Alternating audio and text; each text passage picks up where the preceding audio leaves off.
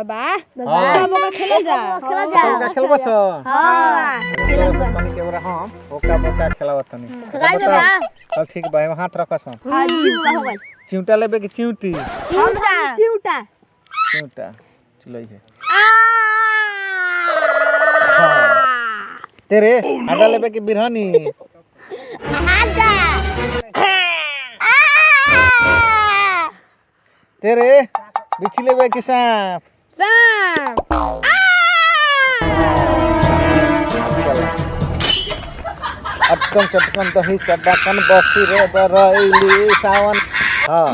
तो अब उठावा लो हां जी बाबा अपन तुमकर कान पकड़ो जी बाबा तुमकर कान जरूर पकड़ो बाबा जी हमार कान पकड़ो हमार कान पकड़ो भाई हमार कान पकड़ो हां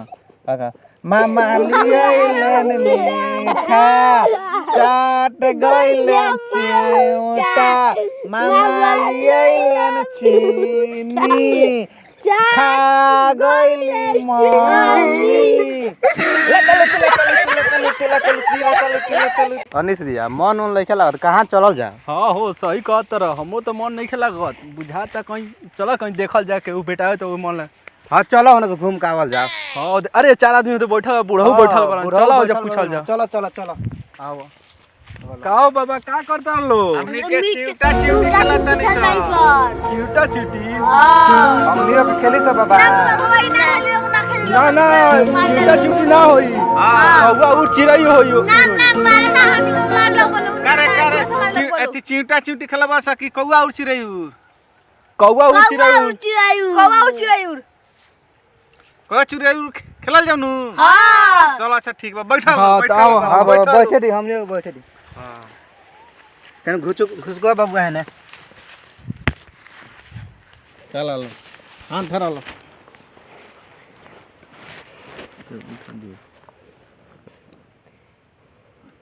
बकला उड़ गधाउर धर धर धर के ना बाबा पकड़ाइल बाबा बा बैठा तनी बढ़िया से कनिया ना बाबा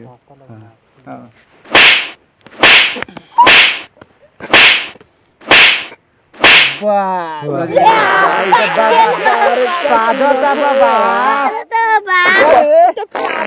गोश कहाँ से ले ले क्या खा के आइल खोसी ई बुझा सब बाबा कुट्टा उटा बाबा। खइले बा। ए बाबा ई लइका से कहां से पकड़ ले बानी सब पीली खा के आइल हां बाबा ठीक कहत सही नी कहत सारा नी। पीली खइले बा। चल धर धर धर धर अच्छा अच्छा अब से होई आपसे बाबा आपसे आपसे कौवा और गिधुर गिदूर बकुलाउर बकुलाउर भेड़ीउर भेड़ियूर अरे पकड़ा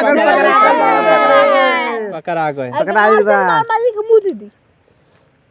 चल चल चल चल चल मुतलक पाटा बाबा मुटले बा ई मुटले बा मुटले बा पेशाब कर देलक बाबा छी ई का अभी एक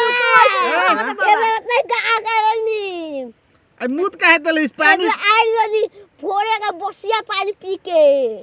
यही से ने बाबा मुटटा ओए से पानी गरम हाथ है खराब हो गेल कर एक बुझाता हमियो सके कैसन टोला में आगल बन से एगो पात ही बा एगो मुत ही बा अच्छा अच्छा भेकरा के हेकरा के हां अच्छा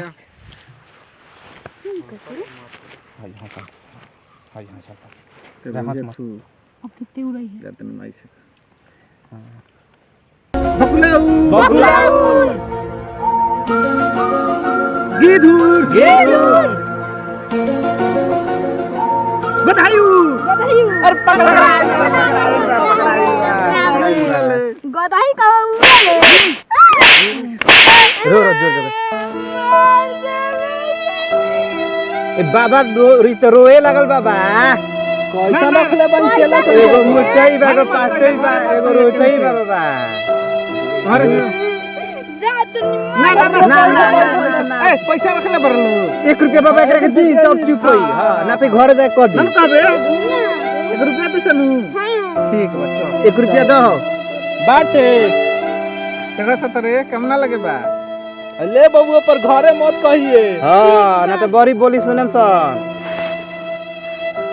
दे दे एकरा के जल्दी दो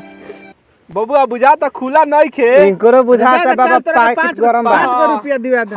चलो चल हां चल चला सन चल चल है ना चल हम खेने चला हाँ, चल चल हेलो गाइस, अगर आप सबको हमारा ये चीटा खेल अच्छा लगता है तो इसको सब्सक्राइब और लाइक जरूर करें। साथ में कौवा उठ चिड़ै उड़ का खेल भी देखना चाहते हो तो चैनल को सब्सक्राइब जरूर करें और लाइक कमेंट के साथ आगे बढ़े। आप लोग को वीडियो अच्छा लगा तो लाइक कमेंट जरूर करना, हम लोग आगे वीडियो बनाएं और यार दोस्तों में शेयर करना भाई ना भूले और इस चैनल को सब्सक्राइब करना ना भूले भाई। थैंक्स थैंक्स भाई।